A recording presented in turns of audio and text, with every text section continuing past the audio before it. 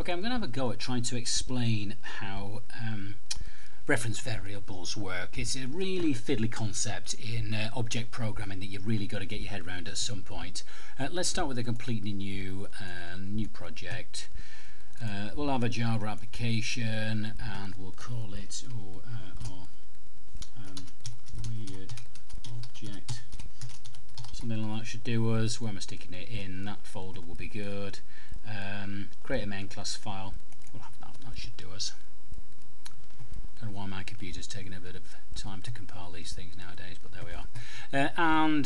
It's opened up the. If I open up the Explorer on the left there, you can see it's produced the initial file. I'll delete some of these comments that NetBeans sticks in. We'll leave the packages the same. You can get onto packages another day. Let's delete this as well. And there we are. That's a basic program. Let's just stick something here.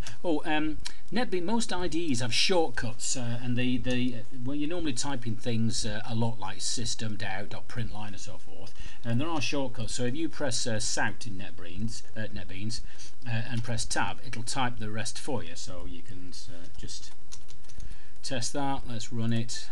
See everything works for that. There we are. Okay, so that works.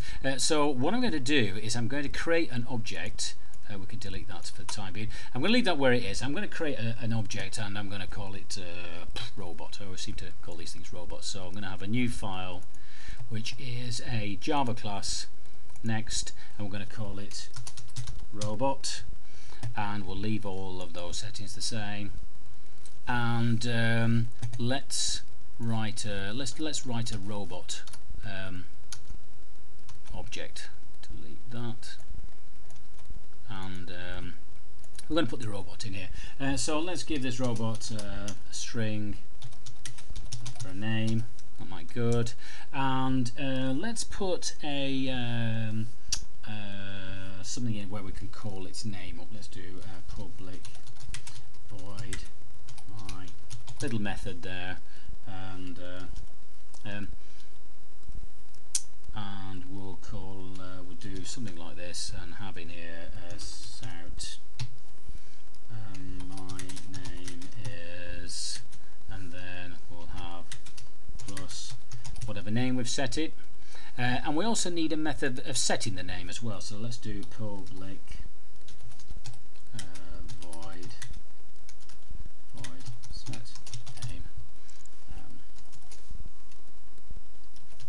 and we'll have this as, we'll pass it a name. Here we are. Let's do this. String name, and we'll have something here that's string. Let's say, just make it easy for you. Something like that, and then we'll do this, which is name. That should do us as a robot. Let's just make that a bit neater. See what's going on. So we're basically there are three members inside this robot. We've got a string here which holds its name. We've got a method down here so we can pass it a name, and then we've got a method here which actually which will call its name out whenever we give the robots this instruction to the robot object. That should do us for a robot. We'll control S that, and let's go over here. Let's do this. Let's do robot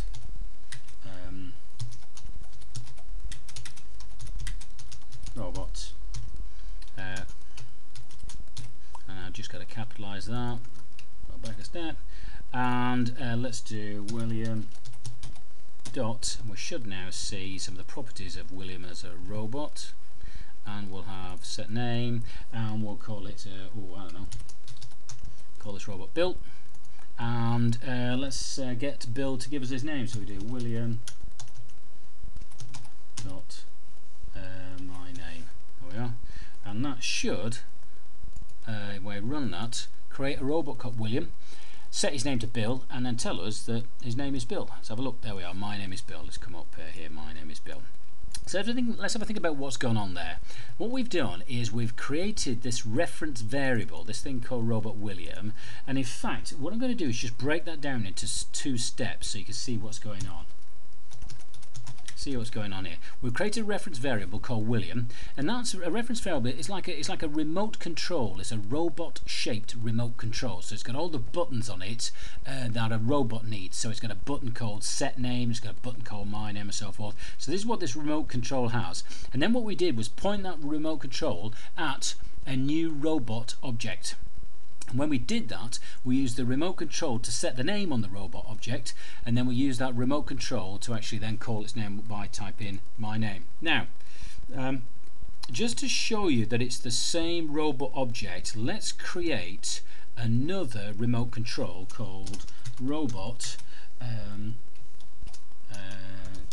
Kate. Yep. And what we'll do is we'll make the Kate remote control equal to the William remote control.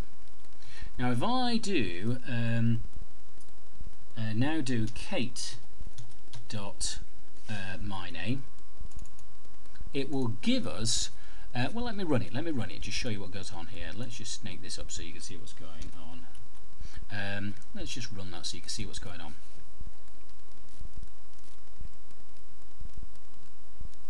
It's come up with my name is Bill, and it said a second time my name is Bill. In other words, the same robot object here, when we spoke to it with the William named remote control or the Kate named remote control, both of them gave the same answer. It is definitely the same object that's coming out here. It sort of confuses people, the whole idea of having this bit here and then this bit here. And normally you do this on one line. You would have something like this. Let me go back and show you what it was originally. You'd have that, and people don't quite understand why there's a robot here and a robot there. This is making a robot-shaped remote control called William.